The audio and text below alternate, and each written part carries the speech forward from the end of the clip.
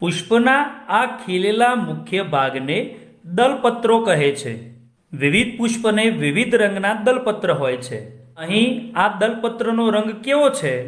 હા મિત્રો, એકદમ સાચું. અહીં આ દલપત્રો એ ગુલાબી રંગ ધરાવે છે. અહીં દલપત્રોની સંખ્યા 1, 2, 3, 4 અને 5 છે.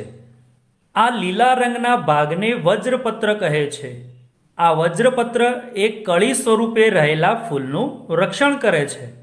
આ વજ્રપત્રનો રંગ કેવો છે? હા, આ વજ્રપત્ર એ લીલા રંગનું છે. અહીં આ વજ્રપત્રોની સંખ્યા કેટલી છે? અહીં આ વજ્રપત્રોની સંખ્યા 1, 2, 3, 4 અને 5 છે. આ વજ્રપત્રો જોડાયેલા છે કે જુદા જુદા? મિત્રો, અહીં આ વજ્રપત્રો એકબીજાથી જોડાયેલા છે. પુષ્પના આ નીચેના ભાગને પુષ્પાસન કહે છે.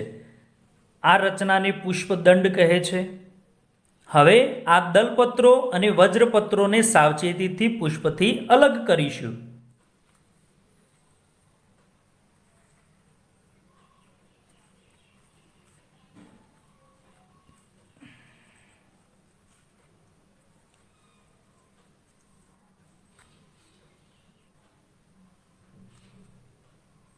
મિત્રો, પુષ્પની અંદર આ પ્રકારની રચના જોવા મળે છે.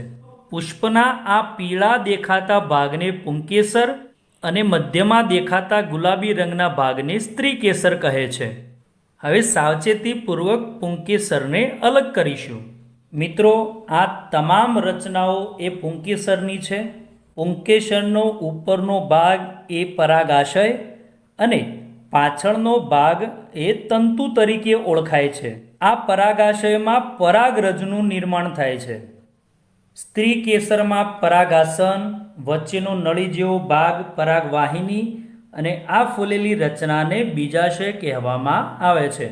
આ પરાગાસન પર પરાગરજ બેસે છે. અહીં આ પરાગાસન પર પીળા રંગના પરાગરજને આપણે બેસેલા જોઈ શકીએ છીએ. આ પરાગરજ પરાગવાહિની મારફતે બીજાશયમાં પહોંચે છે. મિત્રો, આ બીજાશયનો આડો છેદ લઈશું. મિત્રો, અહીં સ્ક્રીન પર આપણે બીજાશયનો આડો છેદ જોઈ શકીએ છીએ. આ આડા છેદની આકૃતિ તમારી નોટબુકમાં દોરવાનો પ્રયત્ન કરો. હવે આ બીજાશયને બ્લેડની મદદથી ઊભી ચીરીશું.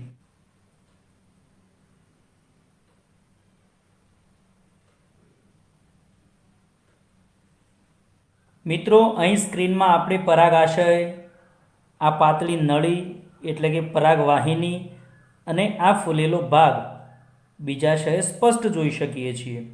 મિત્રો, અહીં સ્ક્રીન પર આપણે બીજાશયનો ઊભો છેદ જોઈ શકીએ છીએ. આ ઊભા છેદની આકૃતિ તમારી નોટબુકમાં દોરવાનો પ્રયત્ન કરશો.